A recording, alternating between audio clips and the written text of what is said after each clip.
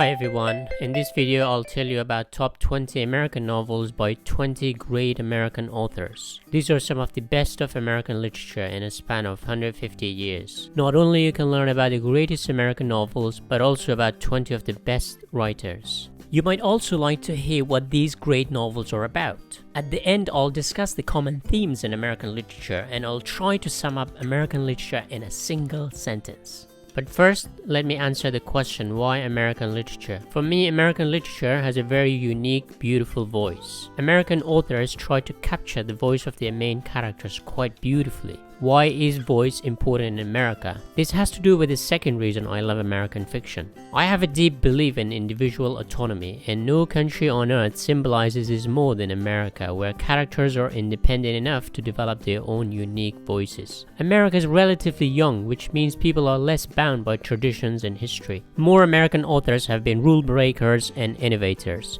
The third reason I love American literature is its social criticism. If you look at America's literary history, first it was a criticism of all traditions of Europe, then Puritanism, then slavery, then capitalism and equality. American fiction is also pragmatic, trying to sort out the complexities of modern societies and the problem of inner cities rather than escaping to the country. It's a voice of reason and progress. Okay, now the novels that I've chosen are presented in chronological order from first to last. This will also give you a brief history, timeline, and progression of literature in America. I'll start with the master of short stories. Okay, I should point out that this list includes 2 short stories, simply because I couldn't leave these 2 authors out. They are very important in American literature.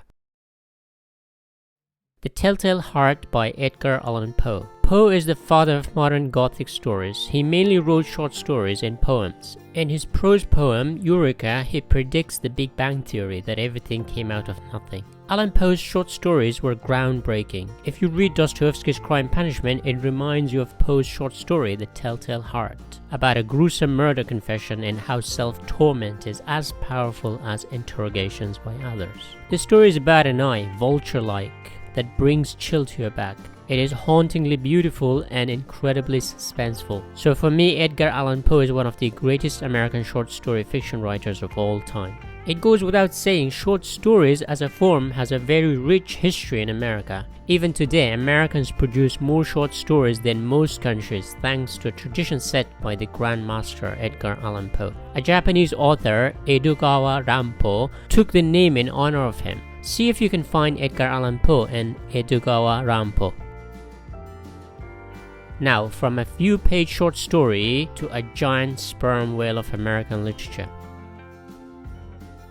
Moby Dick by Herman Melville. Herman Melville has a towering figure in American literature. Moby Dick is about Ahab, a ship captain in his quest to take revenge on a sperm whale that bit off his leg. If someone bites off my leg, I would probably do the same, but not chase a sperm whale. Revenge is never a good idea, and on a giant animal, it's even more stupid, which we find out at the end of this novel. Our civilization or modernity rests on a single idea that humankind is the master of this earth, and nature is ours to tame, control, and even destroy. So one can say that modernity, while it has given us many good things, it has also turned humans into mad monsters of nature. Ahab is mad in his quest to take revenge. Getting rich is a kind of madness that results in deforestation, overfishing, and overpolluting the air and water. Moby Dick is often called the greatest American novel. Call me Ishmael or Moby Dick or whatever you like. For me, the novel is a bit too long. I skip paragraphs, pages, and even chapters. But it is without a doubt a fantastic novel if you manage to finish it.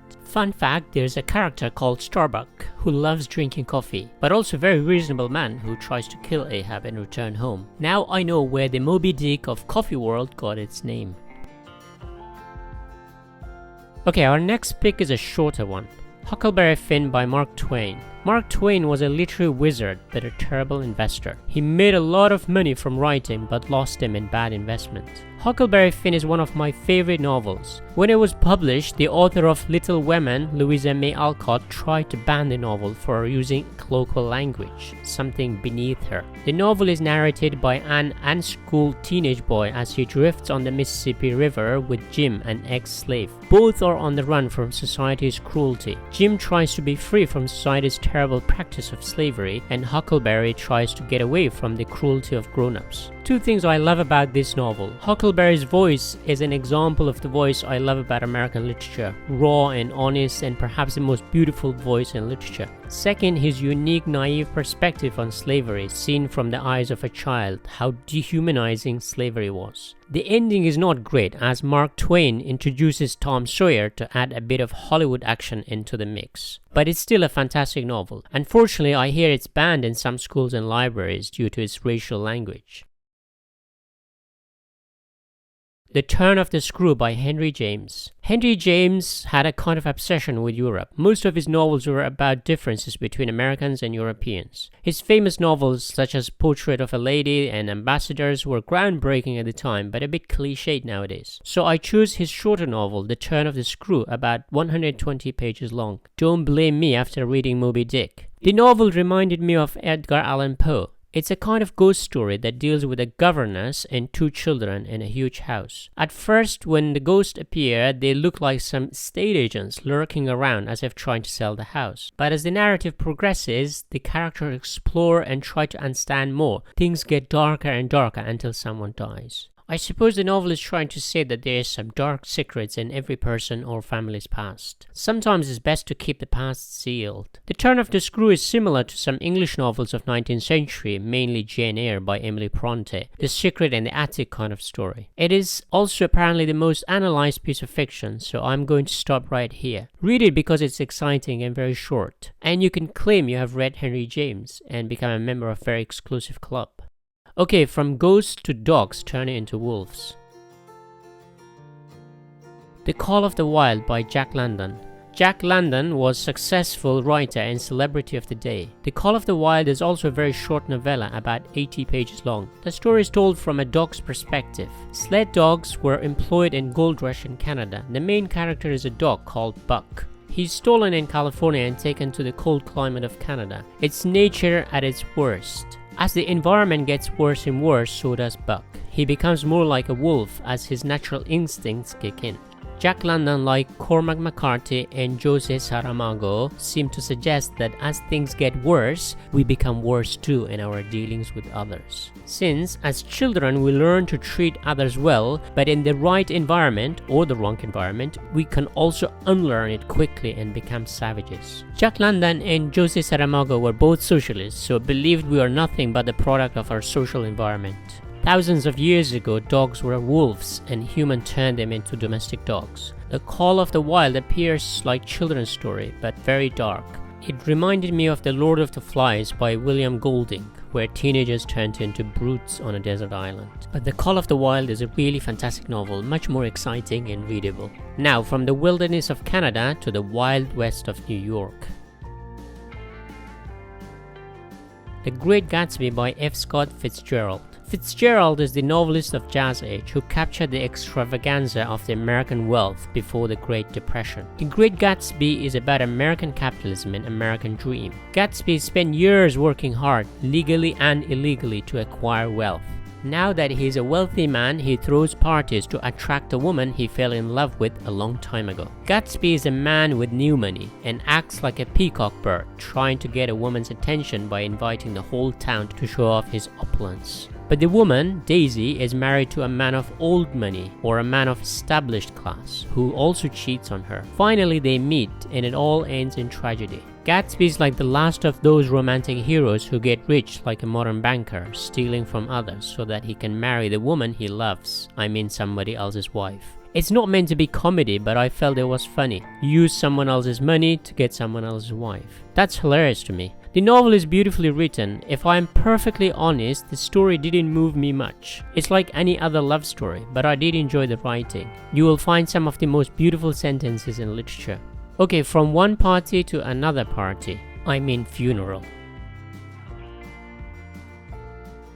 As I Lay Dying by William Faulkner. William Faulkner won the Nobel Prize in 1949. As I Lay Dying is a story of a family trying to take the corpse of their dead mother to another town, narrated by 15 different people as they make the treacherous journey while facing many challenges. The novel is about life and death. For me, the biggest takeaway was how a death in the family changes those alive. A birth is usually a celebration, but also a responsibility to care for the baby. But a death is unburdening of responsibility, but it provides a huge learning moment, a moment of reflection on life and its priorities. Here, the family goes through a transformation of their own as they carry the dead body to the cemetery in another town. While death is generally seen as tragic, but here it's a kind of comedy infused in the story. The novel in many ways reminded me of my favorite Mexican novel, Pedro Paramo by Juan Rulfo, which I discussed here. They are both very lean, as if written in a longer piece, but then removed half to keep the bare bone. That's what death does to us. You're naked.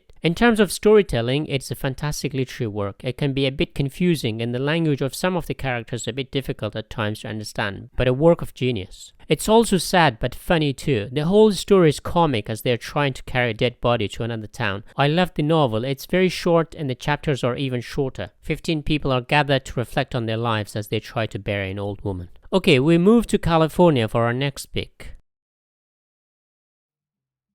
Of Mice and Men by John Steinbeck. Steinbeck was the Dickens of America as he wrote about the poor and won the Nobel Prize in 1962. I am beginning to form a theory. If you write about the poor consistently, you will win a Nobel Prize awarded by one of the richest countries in the world, Sweden. Okay, back to Steinbeck. His most famous novel, The Grapes of Wrath, is about the poor of America after the Great Depression of 1930s. If The Great Gatsby by Fitzgerald showed the opulence of American capitalism before the Depression, The Grapes of Wrath, published 15 years later, showed the consequence of it on the poor. A picture of before and after.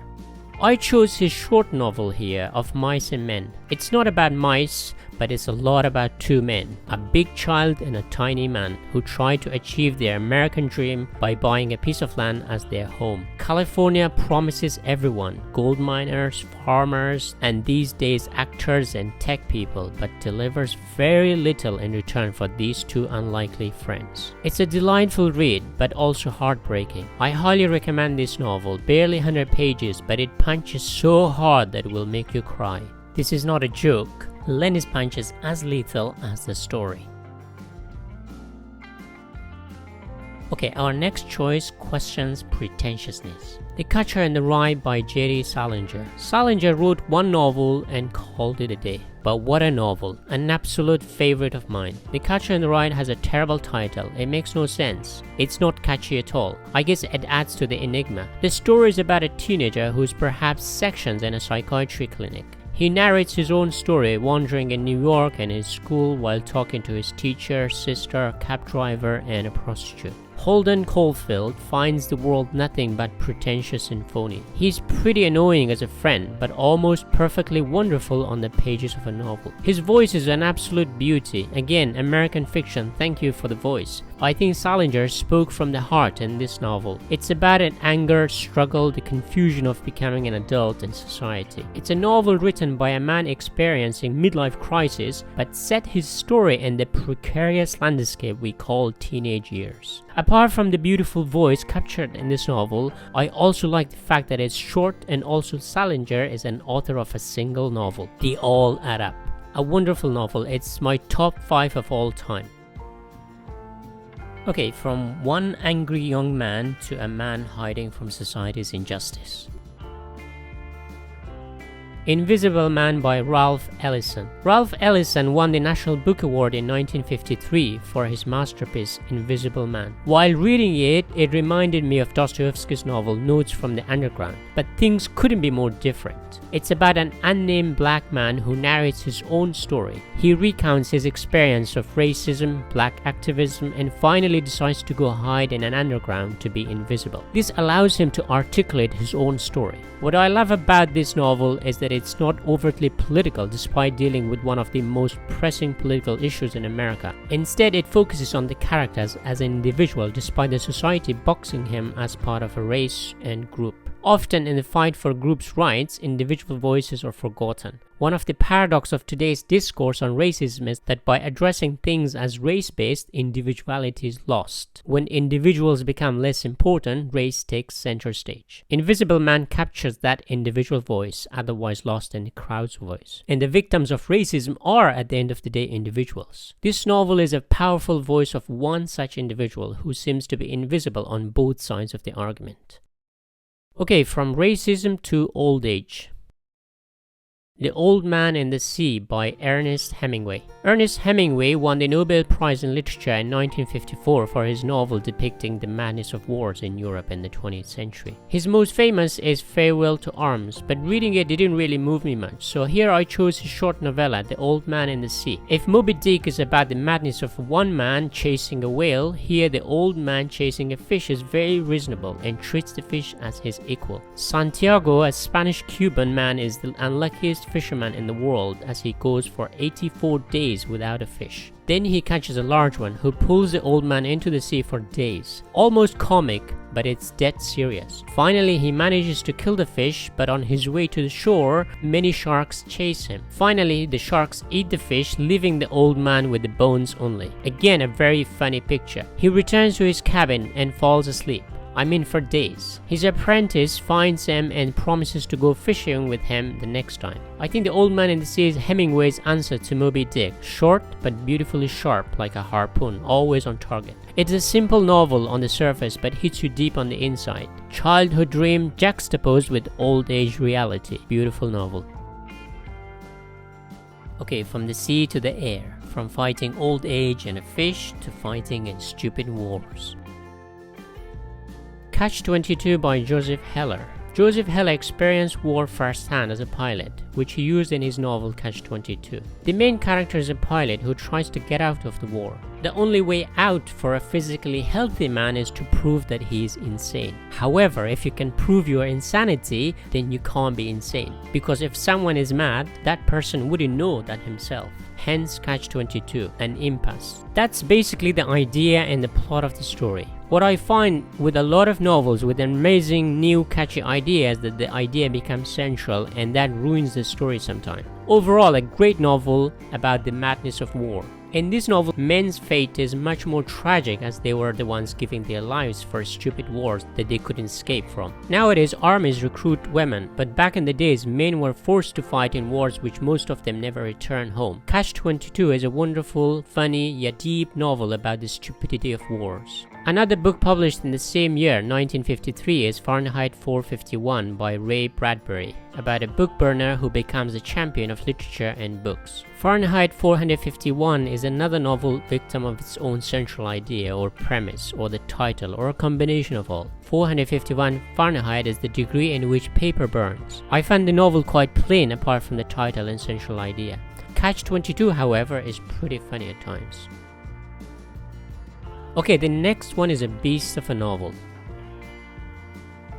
The Recognitions by William Gaddis. William Gaddis is considered a postmodern novelist. I have one thing in common with Gaddis. We both worked for Kodak, the old photo company. Who knows, one day I might be able to write a masterpiece like his. The Recognitions, his debut novel, is one of the most difficult books on this list. A young man, the son of a priest, decides to become an artist, moves to Europe, then New York, where he's persuaded to forge famous artists' signature on his paintings to sell at a higher price. This experience makes him disillusioned and also question his own authenticity. He learns that his father has gone mad and believes in an old Persian religion. He moves to Spain in search of meaning for his life. He's no longer sure of his true authentic self, what is original and what is fake, like the good old zebra problem. Am I black with white stripes or white with black stripes? There are many ironic twists in the novel. It has an element of Proust in that the main characters look at art as a legacy for their lives. Proust was an optimist, but Gaddis, some 50 years later and 2 terrible world wars later, is somewhat pessimist. It also has Goethe's Faust element, selling your soul, artistic integrity for money. Just as reading Proust is an experience, reading The Recognition is also an experience,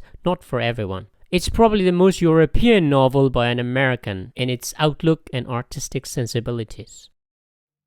Okay, the next one is the most quintessential American novel, or is it? On the Road by Jack Kerouac. Jack Kerouac was a novelist of the Beat generation, a kind of new romantic counterculture movement. If Fitzgerald captured the jazz age in his novel, Kerouac incorporates jazz in his writing. On the Road is considered one of the best novels of American freedom, incorporating the quintessential dream of moving freely through the series of bus journeys across the vast country, and even to Mexico. At the heart of the novel is friendship between Sal Paradise and Dean Moriarty, based on Kerouac and Neil Cassidy. Reading it feels like reading many separate stories tied together as a novel. On the whole, there doesn't seem to be a purpose. They crisscross America and that's it. I think that's the point of the novel. Life just happens. We add rational explanations afterward, but at the time of existing, we do not have all the knowledge to have a clear goal or make complete sense of it. It's a novel without middle and end, just the beginning, full of promises that never materializes. It's a search for something, but we don't know what. It feels like it was written by a French writer who believes in Buddhism idea of detachment, escape from society and crowd. Okay, we are back in history with this next one. To Kill a Mockingbird by Harper Lee. Harper Lee, like Salinger, published one novel and then sat back to enjoy life. It took her 55 years to publish her second novel, which was written actually before her debut novel. Think of slow writers. To Kill a Mockingbird has one of the most beautiful titles, and it's also the most popular novel in America. The story is told by a 6-year-old narrator whose lawyer father, Atticus Finch, is fighting for justice for an African-American man falsely accused of rape of a white woman. It deals with racial injustice in America that is always tragic. The story is very moving that brought me to tears several times. Some people couldn't believe a 6-year-old girl could narrate such a great story, but you don't really notice that, and it's not an issue as you are engrossed in the story. Atticus Finch is probably one of the very few good lawyers in history. I think it's a shame that the book has been removed from some libraries for its use of racial slurs. The same with Huckleberry Finn by Mark Twain. I think people should be able to read books to learn from past mistakes. Some criticize the novel for being written by a white middle-class woman who used a white lawyer defending a black man. I think we should encourage good people to do good things irrespective of their color. Okay, our next novel is about war and the meaning of life. Slaughterhouse-Five by Kurt Vonnegut. Kurt Vonnegut infused science fiction with his satire and postmodernism. He was serious but also not serious. Reading him feels very fresh. Reality depicted in raw and unadulterated sort of way. His most famous novel, Slaughterhouse-Five, as the title suggests, is an anti-war novel that uses science fiction to allow the main character, a war veteran, to travel to his past. The novel reflects on the nature of war and the meaning of life, or lack of it. The narrator remembers bits and pieces of his past war memories. Those memories come to him at random time in a kind of flashbacks, and then he moves to the past and comes back. The lack of clear structure works here as the main character seems lost as well. It's not a difficult novel to read, despite the subject matter being very deep and profound. The novel tells us that being on this earth, the conception, birth, growing up are all so unlikely events that questions the existence of war, that destroys all that in a blink of an eye. It's a novel of being in time, traveling in time, and seeking purpose in time. Time is a prison we all live in. Very Prussian. Okay, from the shamelessness of war to the shamelessness of life itself. Post Office by Charles Bukowski. Charles Bukowski, born in Germany, was an American writer of mundane, ordinary life. He reminded me of the TV series Shameless. If you feel a misfit, out of place, or a stranger in many gatherings, have some unusual thoughts from time to time, or feel very ordinary, then you are in the right company. This book makes you feel that you are not that different from others. Charles Bukowski doesn't give a what you think of him. He tells the truth if there is such thing as truth. He tells you everything as crudely as possible. He lives an authentic life, however depraved that may seem to some people. Life is a series of mistakes. Your conception is often a mistake by your parents. Someone mentioned this to me after my top 10 Japanese novels, in which I talked about Saika Murata's novel, The Convenience Store Woman. They're both about characters who are not considered normal in the eye of the society. This liberates you from your assumptions that life is not what it seems. There's a lot of drinking, plenty of great comedy, and plenty of simple sex. Don't read it if you're not open-minded about different ways of living. Or maybe you should read it to understand the world better. Okay, from the very ordinary men to extraordinary women.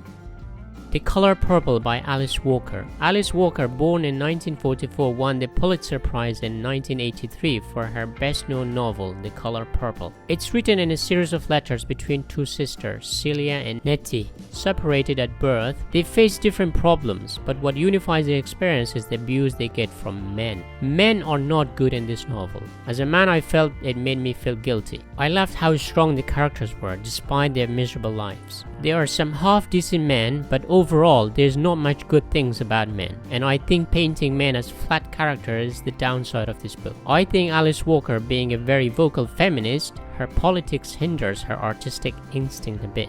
There's also the issue of racism, but it's sexism that is at the heart of this novel. Unfortunately, the book has also been subject to censorship as there are many explicit heterosexual and homosexual incidents. I like the poetic writing, but there's too much misery caused by one sex on the other in this novel, and also the letters become a little bit too repetitive at the end. Still, it's a powerful novel nonetheless.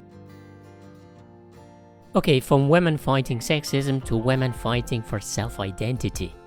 Beloved by Toni Morrison. Toni Morrison won the Pulitzer Prize in 1988 for her novel Beloved. Set in late 19th century America, Beloved tells the story of one black family and their haunted house. Setha is a freed slave who lives with her daughter and another man. One day a stranger called Beloved shows up at her door. Setha senses Beloved is her child killed at a young age, so tries everything to please her. In doing so, she risks her own health and well-being. Then just as Beloved had showed up, she disappears one day, leaving Setha devastated. As time goes on, she forgets it all.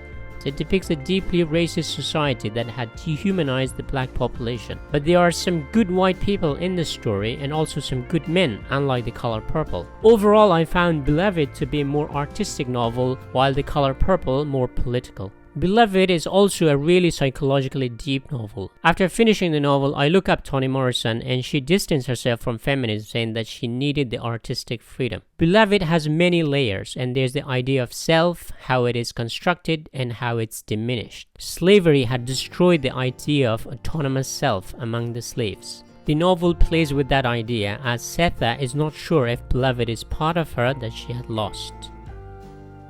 Okay, my next pick is another short story writer.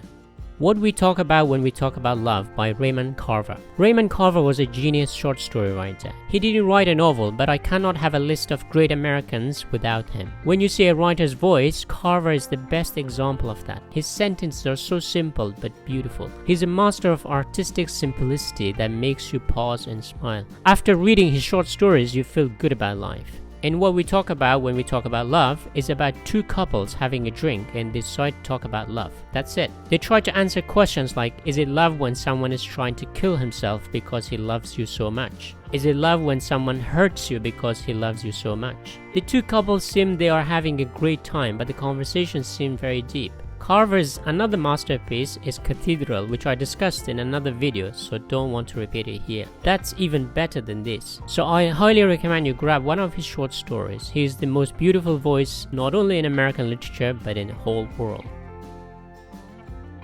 Okay, from slow life of Carver's world to the chaos of a jungle world.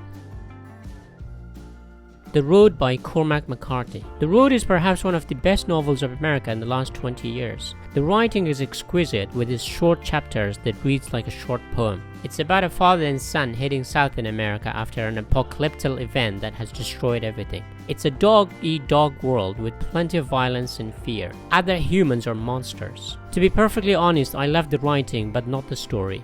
I think when people talk about individualism being all about selfishness, this novel is a perfect example of everyone to themselves. History shows us that in the face of disasters, people, I mean ordinary people, come together. It's only groups and nations who create borders around themselves. But ordinary people gravitates towards others. Not in this novel. Seeing another human is the worst feeling in this novel. Not my cup of tea. But I love the writing.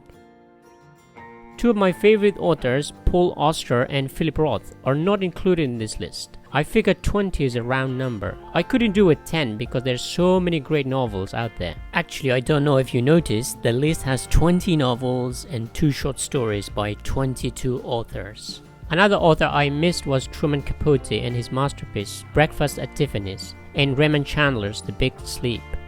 America has so many amazing novelists that I could do another video covering those that I haven't talked in this video. But for now, these are the ones that I think should be considered the greatest American novels of all time. Okay, what is American literature all about? As I looked at these 20 authors and their writings, a few common themes came up consistently. If you look at early American literature, the common theme is often self-reflection. For example, in the works of Poe and Melville, individuals critically looking at themselves which relate to the religious doctrine of confession. But later on, American literature tackles the idea of dream versus reality. Often, romantic or financial dreams are shattered by the socio-economic realities. For example, in the works of Fitzgerald, Steinbeck, Hemingway, and William Gaddis, people try to achieve their romantic dreams or American dreams, but they mostly fail. Racism is another major theme in American literature. For example, in the works of Mark Twain, Harper Lee, Ralph Ellison, and Toni Morrison. But if you think about it, literature that tackles sexism or racism is in fact a fight for individual freedom, which is perhaps the most prominent theme in American literature.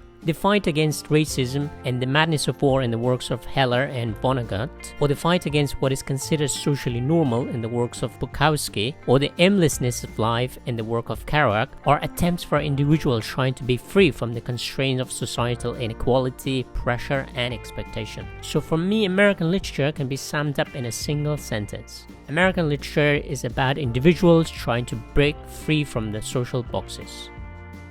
What do you think? Have I missed anything? What are your favorite American novels and novelists? I hope you enjoyed it. Thank you for watching.